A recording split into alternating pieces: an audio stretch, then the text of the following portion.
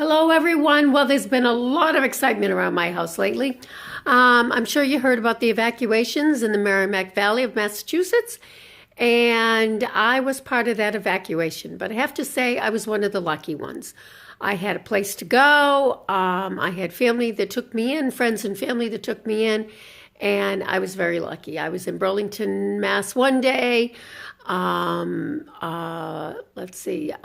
Conway, New Hampshire the next Gorham, Maine, then the next Moultonborough, which is up near Lake Winnipesaukee, New Hampshire, the next. I'm just getting back today. I have electricity, but I still don't have any gas, so I'll be cooking. I think I'm going to go buy a gas electric frying pan. I've got a crock pot and I've got a teapot, so I think I'm going to be just fine. But what I realized is I am not prepared for an emergency, and I need to get together an emergency case, or my son-in-law calls it a bug-out bag, but put together an emergency case so that I can just be grab and ready to go, because I was not ready to go. There was a fire next door, and I'm taping that. I'm just thinking the dryer's on fire next door. I have no idea that 3 cities are on fire from overpressurized gas lines. I have no idea that that's happening. And I think it's just my next door and it's not a big deal. I'm going to be gone. My daughter said I should stay out one night, so I thought I was just going to be gone away one night and that was it. So she's yelling me, grab your valuables, grab this, grab that, and get the heck out of there because it's gas.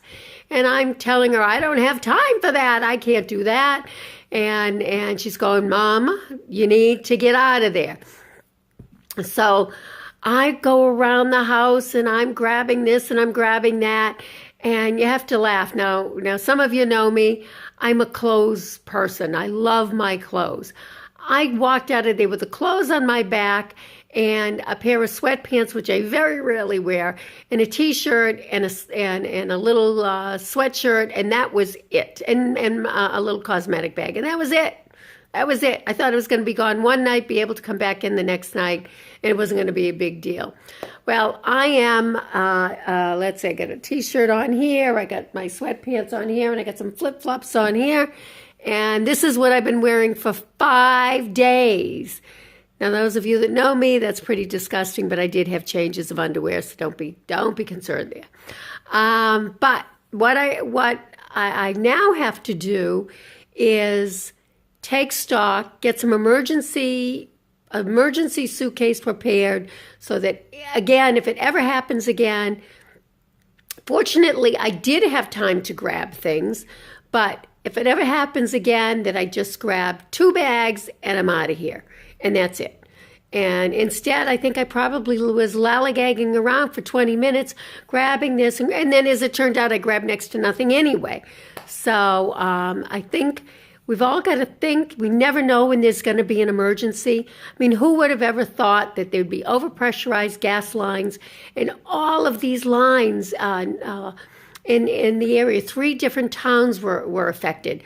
Who would have thought that would have happened? And that you would have had an emergency to run out. So, I guess the moral of the story is get together your emergency exit plan and get together an emergency bag, and all you got to do is grab it and run. The things that I wished I'd had with me was probably more underwear, more t-shirts. I do keep sneakers in the car, so I had sneakers and I had flip-flops on. A couple things like that. Probably face wipes in case you can't wipe your face. There's a whole list, and maybe I'll go through that another day of what I decide my emergency getaway kit's going to consist of. But anyway, I'm safely back home. It is, and I was a very fortunate evacuee. I'm not going to have gas, heat, but I got electricity, so I'm going to be fine. To either take cold showers, or I belong to the Y, so I can run over to the Y, or one of my girlfriends lives a mile away, and I can run in and go take a shower at her house. So I'm going to be just fine, because they're saying we're going to be out for 3 weeks. We're not going to have any gas heat, so I can't cook because I have a gas stove. So they're telling me 3 weeks. But all is well. I'm home. I feel so bad for the people that are still living in shelters. I fortunately was not one of those people. And but I am going to now have to throw away everything in my refrigerator and my freezer because I had just gone grocery shopping. And but when the big scheme of things, I'm safe. I didn't lose my place here, and I'm doing well. So take care of yourself, kind of take stock, pull yourself together in an emergency go bag, and I'll catch up with you next week. Bye-bye.